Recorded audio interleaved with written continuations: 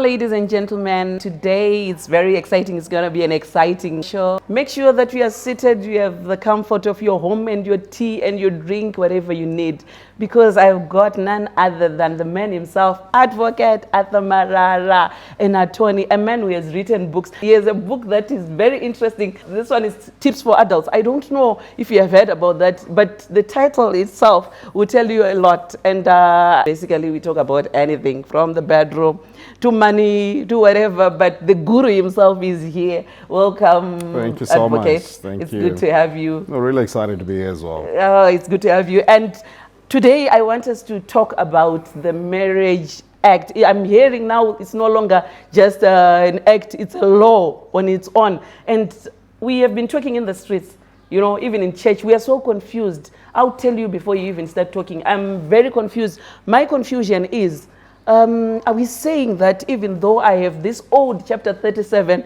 which was called 511, whatever, my man can still have a civil partnership? What is this all about? Tell us about this. Yeah, it's quite a long subject, but I think let's start from the basics. Yes. What does the Act seek to do? Where are we coming from? And most likely, where are we going? I think that becomes very important. Yes. So it's called the Marriages Act. Right. Why? Because it's now putting all the marriages in one place. Right. That's why they call it the Marriages Act. So before the Marriages Act, what you used to find was that the various marriages were governed in terms of separate instruments. Mm-hmm. I'll just give you some highlights. So before the Marriages Act, we used to have the Marriage Act chapter 511, right, which says one husband, one wife. That's a monogamous marriage. Right. So it was governed in terms of chapter 5.11. Then you also have the African Marriages Act, right, which used to be chapter 5.07. This one would allow the men to have more than one wife. Okay. So under that setup, you have got a separate law that is governing that, right, which is chapter 5.07. Formerly, it used to be chapter 238. Right. 511 used to be formerly chapter 37.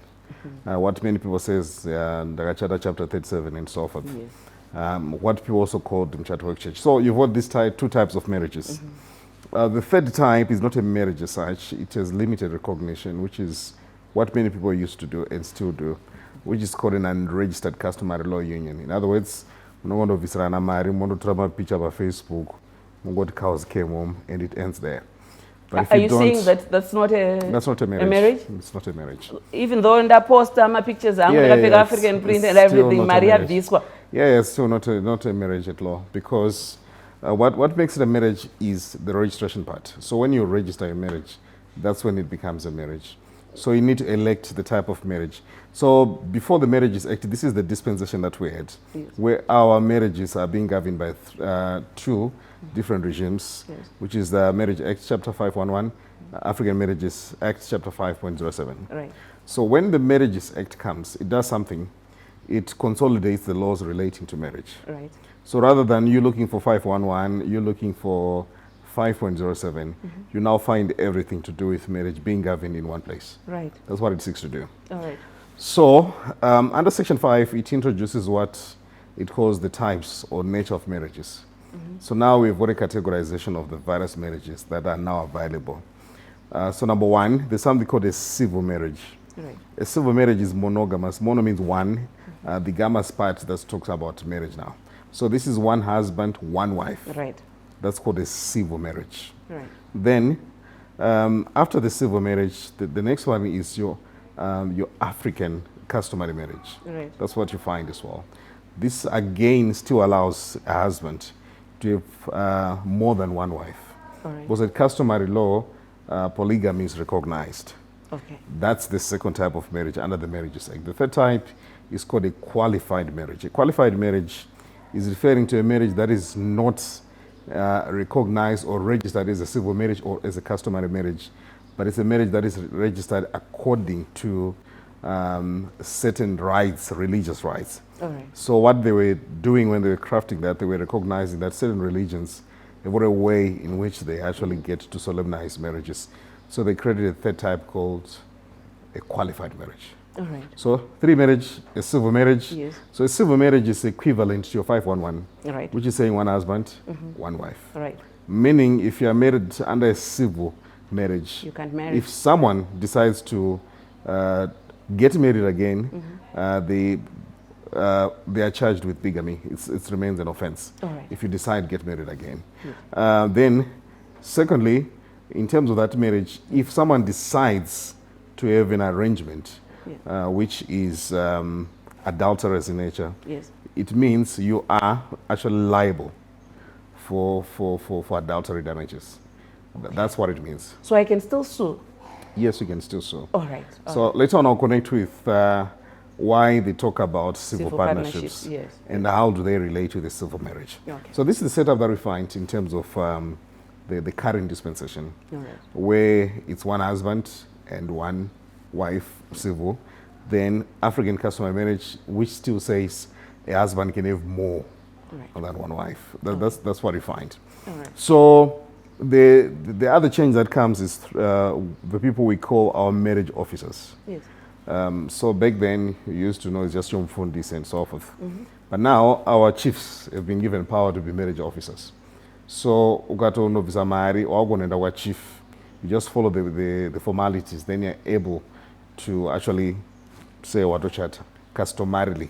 Okay. So my chief anochatisa vanhu customarily, they can't do the civil. That's interesting. I'm trying to think scenario yekuti pane vanhu vasingade zvemachechi anoti haini zvekuchatira kuchechi handisi kuda, so togona kutoonekala muchato pachief ka. Yes, you can, but it's not a civil marriage. It's a customary marriage. It's a customary marriage. Yes. All right. So anasoda kuchatira kuchechi, you can still go kwa magistrate. All right. Ondochatako. So it expands the scope of marriage officers. All right.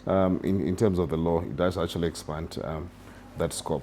At one time, I heard you saying something interesting about marriage officers not supposed to pay or make you pay. Not. You know, I don't know how is that. Yeah, that is the law. A marriage officer is not allowed to charge or even receive a gift.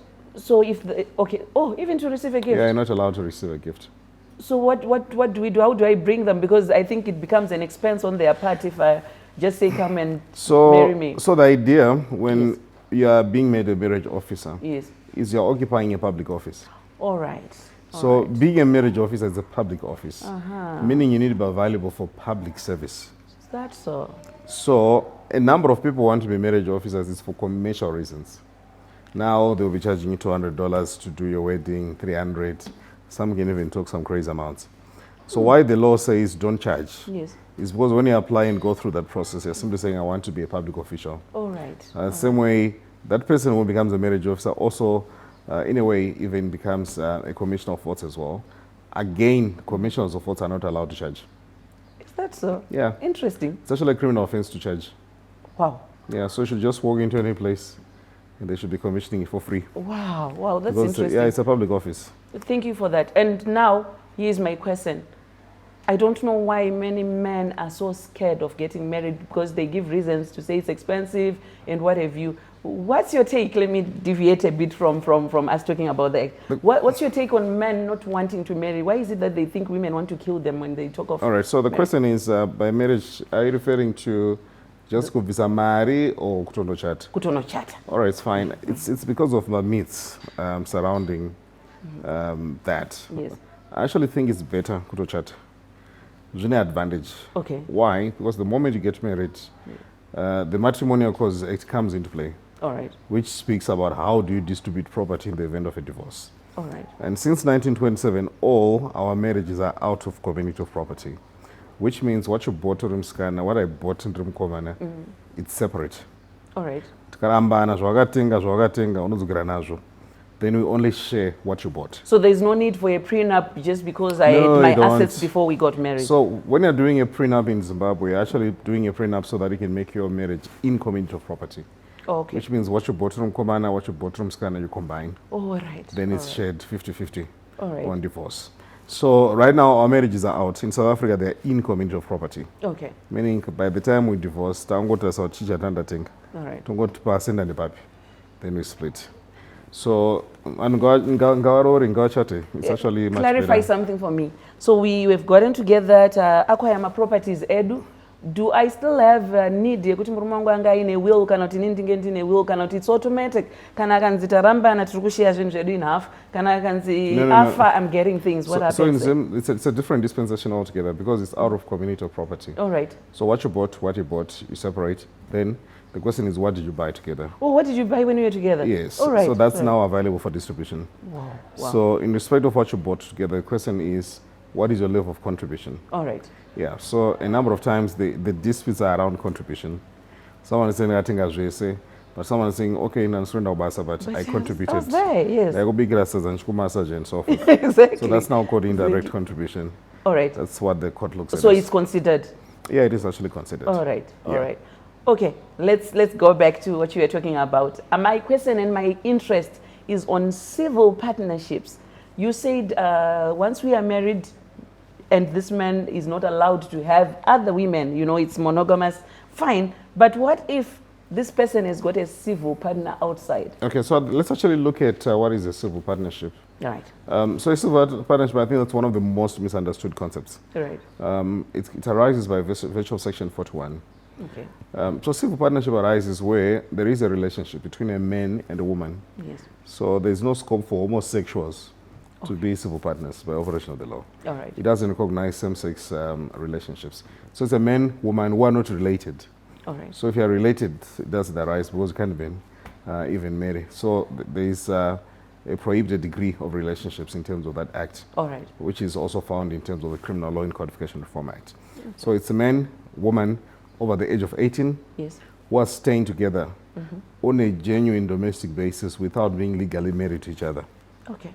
So number one, you have to be 18. Number two, you have to be a man and a woman. Number three, you don't have to be related. Number four, you're staying together on what is called a genuine domestic basis. And number five, you're not married. Okay. So a civil partnership Yes. arises if the parties are staying together without being legally married. All right. And they are staying on what is called a genuine domestic basis. So the question is, what is meant by genuine domestic basis? Yes. So they don't actually define the term genuine domestic basis, All right. but they give some factors which can be considered to be genuine domestic basis. Okay. So a civil partnership arises in two instances. Number one, there's a crop of people which is rising, which says, I don't believe in marriage. All right. So yes, anditorin mumkazi elsewhere, andina mumrume elsewhere. Okay. I just don't want to get married. Yes. But I want to have children. All right. I actually don't want to buy property with you. So those people can actually be in a civil partnership because they are not legally married All right. to each other, but they are staying together on a genuine domestic basis. So the first group is people who are simply staying together. No one is married to each other. No one is in a relationship with another else. The Rora squad people. Akutori na Rora squad. Akutori na Rora squad. No, Hakuna cha akutori na- viswa. hakuna cha viswa. All right. So that type of people, group yorukwani kwa stereki. Okay. I've actually met several people who say, I've got kids with my partner. All right. I do visa marry. They don't believe in marriage. They just want to go garam again. All right. So that's another level of a civil partnership. Then the second level of a civil partnership is the one that has caused noise, where someone is saying, in the Mrumangu, chapter 511 back then, Yes. so Mrumangu agita mungomunu, what we commonly call small houses. Yes. So the act recognizes that a civil partnership can coexist with a civil marriage. In other words, yes, une civil marriage yako, Yes. but uyu civil partner atoriko anoto recognize white law. Kuti anogona kunge atoripo. Okay. So a civil partnership can actually coexist with a civil marriage. Right. So can I sue? For adultery? Yes, for adultery. Yes, you can sue for the adultery. civil. Oh, wonderful. Yeah, you can.